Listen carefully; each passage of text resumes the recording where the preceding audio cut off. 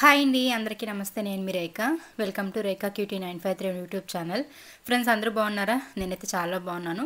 Hope మీరు అందరూ కూడా బాగున్నారని అనుకుంటూ ఉన్నానండి. ఫ్రెండ్స్ ఇంక ఈరోజు అయితే మీ అందరితో పాటు ఒక మార్నింగ్ టు నైట్ బ్లాగ్ అయితే షేర్ చేసుకోబోతున్నానండి. ఇది ప్రియాకి బర్త్డే ఉంది కదా, బర్త్డే ముందు రోజు వీడియో అనమాట. మీరు బర్త్డే షాపింగ్ వీడియో చూసారు, అలాగే బర్త్డే సర్ప్రైజ్ వీడియో చూసారు, ఇంకా బర్త్డే రోజు బ్లాగ్ కూడా చూసేశారు. ఇది నేను కొంచెం లేట్గా పోస్ట్ చేస్తున్నా. ఆల్రెడీ నేను సర్ప్రైజ్ వీడియో కోసం చాలామంది వెయిట్ చేస్తున్నారు విషయం తెలియక నేను కొంచెం ముందు వెనక పోస్ట్ చేశాను. నాకు అది పెద్దగా ఎవరు కూడా చూడలేదు అనిపించింది. ఎవరైనా చూడకపోతే ఒకసారి నేను రీసెంట్గా నిన్ననే పోస్ట్ చేశానండి. బర్త్డే మా చిన్నమ్మాయి ప్రియాది సర్ప్రైజ్ బర్త్డే అయితే. సో ఎవరైనా చూడకపోతే చూసేసేసి ఒక నచ్చితే లైక్ అయితే ఇవ్వండి ఫ్రెండ్స్. ఇంక ఇక్కడ వచ్చేసరికి నేను బర్త్డే రోజు ముందు వీడియో అని చెప్పాను కదా, ఇంకా ఆ రోజు వీడియో అయితే నేను మీతో ఇప్పుడు షేర్ చేసుకోబోతున్నా. ఇంకా వీడియోలోకి వచ్చేస్తే ఇక్కడ వచ్చేసరికి పులుంట్ల కోసం అయితే రెడీ చేస్తున్నానండి. ఇంతకుముందు నేను పులుంట్లు ప్రిపేర్ చేసినప్పుడు చాలామంది అడిగారు కదా ఎలా చేశారో మాకు కూడా షేర్ చేసుకోండి అని. నేనైతే ఇంకా ఎగ్జాక్ట్గా ఏమేమి వేసానని చెప్పేసి అయితే ఇక్కడ చెప్తాను.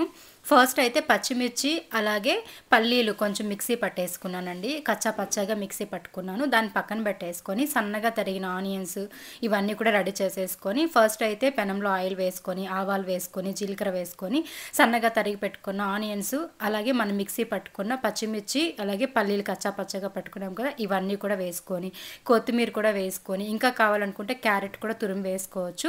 అండ్ కరివేపాకు కూడా సన్నగా తరిగేసుకొని కరివేపాకు ఇవన్నీ కూడా వేసుకున్నా. ఇంకా పోపులోకి పచ్చిశనగపప్పు ఉద్దిపప్పు ఇవన్నీ ఉంటాయి కదా, వాటన్నిటిని కూడా వేసుకొని కాసేపట్లో ఫ్రై చేసుకొని అవన్నీ బాగా వేగిన తర్వాత స్టవ్ ఆపేసి వాటిని పక్కన పెట్టుకొని ఒక 2-3 మినిట్స్ వరకు బాగా చల్లారనిచ్చి కొంచెం గోరువెచ్చగా అయ్యేదాకా చల్లారనిచ్చి దాన్ని అయితే ఇప్పుడు మనం పిండిలో అయితే కలిపేసుకోవాలి. మనం పులుంట్ల కోసం పక్కన పెట్టుకున్న పిండిలోకి దాన్ని అంతా కలిపి బాగా మిక్స్ చేసుకోవాలండి. దాంట్లోకి సాల్ట్ కూడా తగినంత సరిపోకపోతే వేసేసుకొని ఒక 10 నిమిషాలు బాగా మిక్స్ చేసుకున్నామంటే మనకి పులుంట్లు అనేది ఫఫీగా చాలా బాగా వస్తాయి.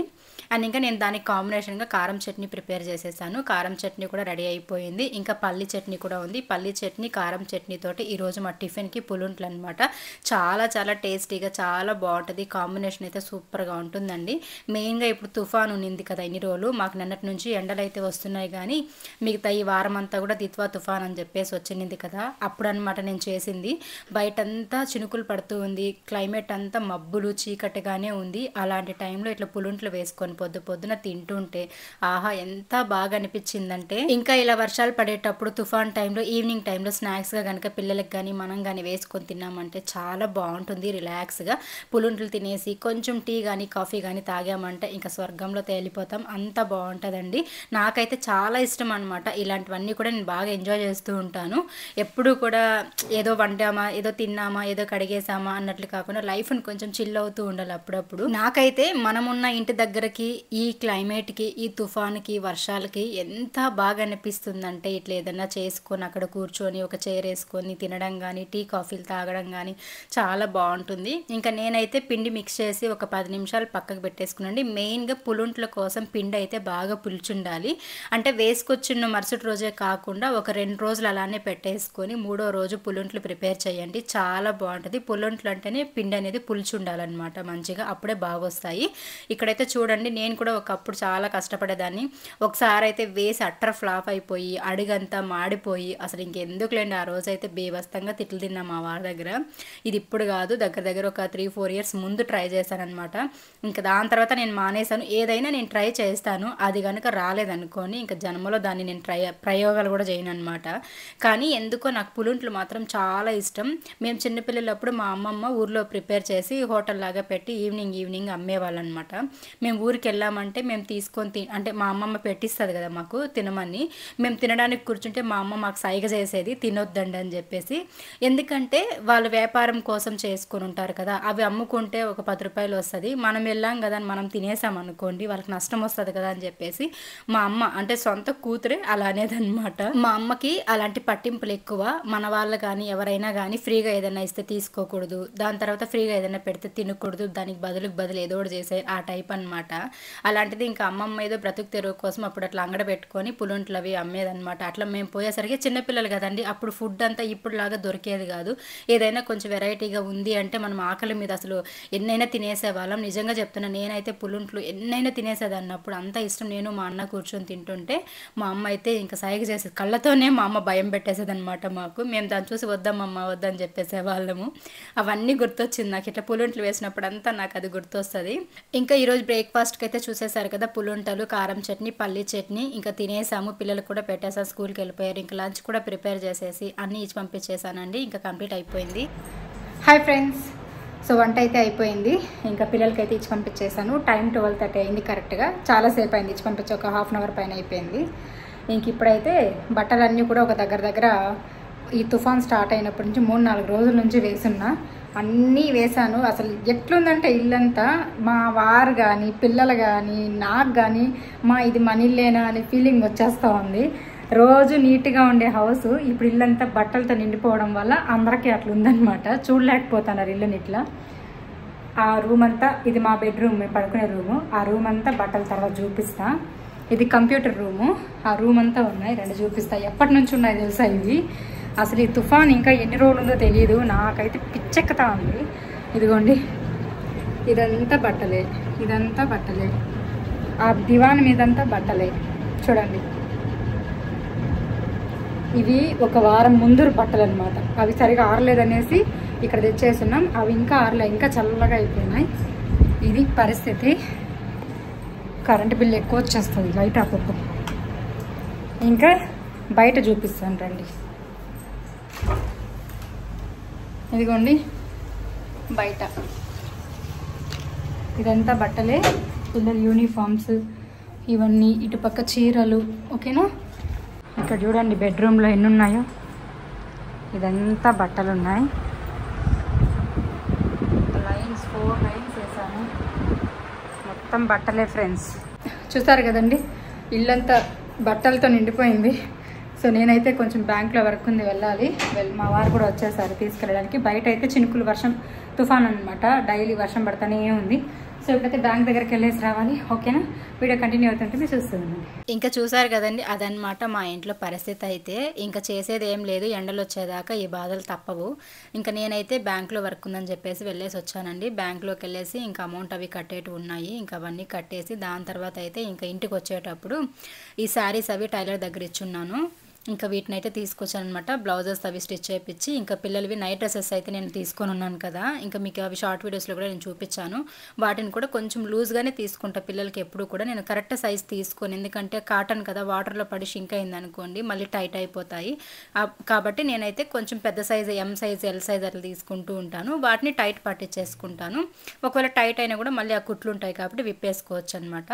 ఇంకా వాటన్నిటికీ కూడా టైట్ కుట్లు వేసుకొని, ఈ శారీస్కి ఫాల్స్ వేయించుకొని, ఇంకా బ్లౌజ్ కూడా స్టిచ్ చేయించుకొని తీసుకొచ్చుకున్నాను. ఈ శారీ గురించి కూడా నన్ను చాలామంది అడిగారు కదా. ఈ శారీస్ నేను ఆన్లైన్లో తీసుకుంటే మీకు చెప్పేదానండి. ఇవి నేను మన పలంనేరులో దగ్గర ఉన్న షాప్లో తెలిసిన వాళ్ళు దగ్గర తీసుకునేది, ఫ్రెండ్ ఉన్నారు.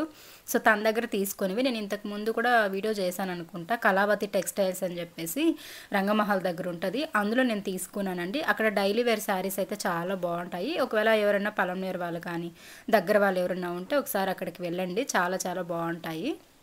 ఇంకా నెక్స్ట్ వచ్చేసరికి ఇంట్లో వంట అంతా చేసి, అంటే నైట్ వండి తినేసిన తర్వాత ఇంకా నేనైతే మా అమ్మాయికి మెహందీ పెడుతూ ఉన్నా. ఇంకా రేపు బర్త్డే అనేసి ఈరోజు పెడుతున్నాం. ఆల్రెడీ మీరు వీడియోస్ చూసేసారులేండి, బట్ నేను వీడియోస్ లేట్గా పెడుతున్నాను కాబట్టి మీకు కన్ఫ్యూజన్ అవ్వచ్చేమో. సో క్లియర్గా చెప్తున్నా ఇక్కడ. ఇంక ఇక్కడ వచ్చేసరికి మా అమ్మాయి నాకు చెయ్యి పెద్దగా, అంటే చెయ్యి పొడవుకి వేయమని చెప్పింది. ఇంకా నైట్ ఒక 8:30, 9 ఆ టైం అయిపోయిందనమాట. మా అమ్మాయికి ఏమో కోన్ పెట్టుకోవాలని ఉంది, అంటే చేతికి మెహందీ పెట్టుకోవాలని ఉంది, నిద్ర ఒక పక్క వస్తూ ఉంది. తనకేంటంటే వీళ్ళిద్దరూ అంతే, పిల్లలు అంత ఓపిక్గా కూర్చొని నీట్గా మేకప్ వేయించుకోవడం కానీ, నీట్గా మెహందీ వేయించుకోవడం కానీ ఇలాంటివి ఏది కూడా చెయ్యరు. అస్సలు వాళ్ళకి ఓపిక ఉండదు.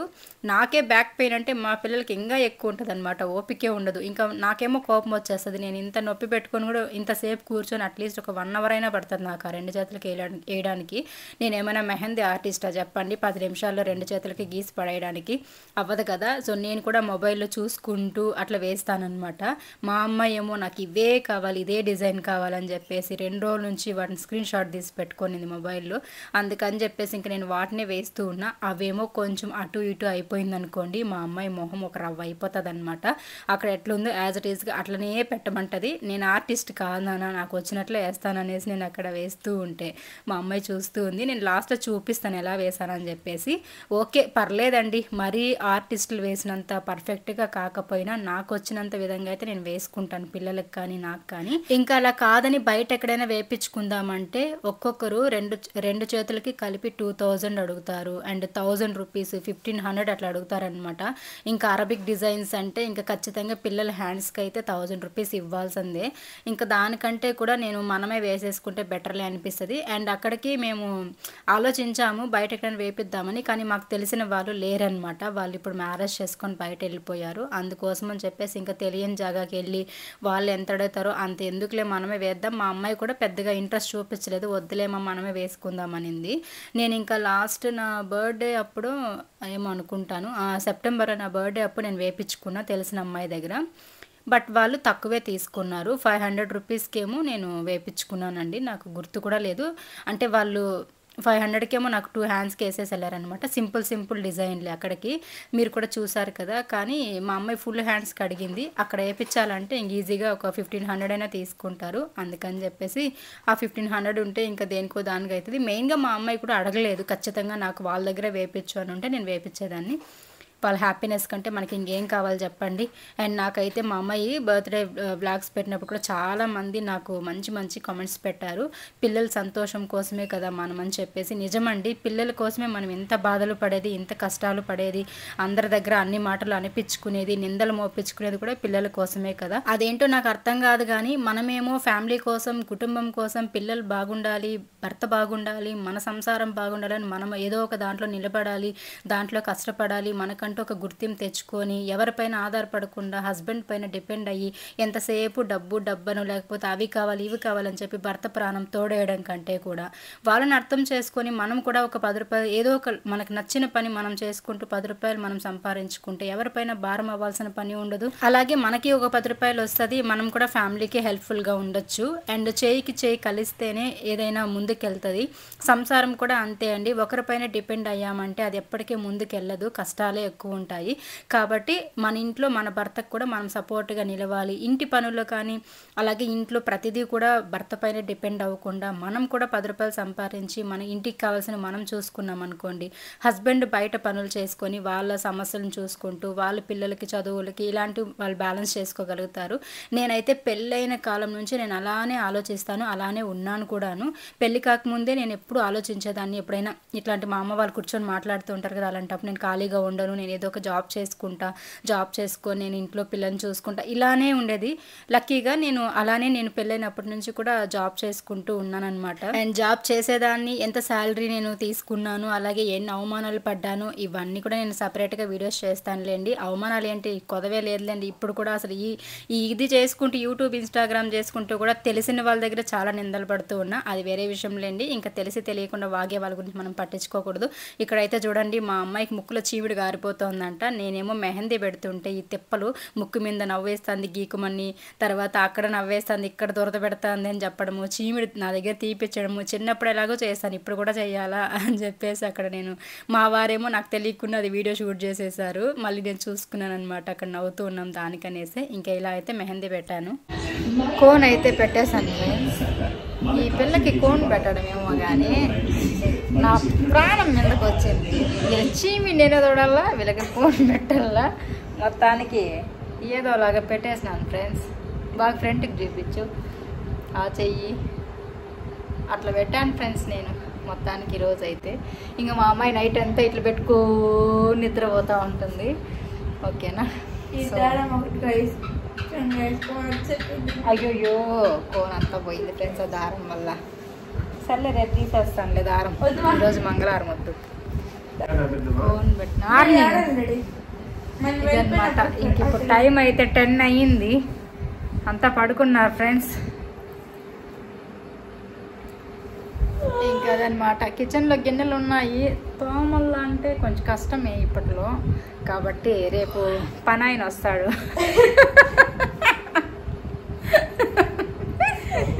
ఆ పనాయన తోమేస్తాడు ఫ్రెండ్స్. ఓకేనా? Bye bye bye bye.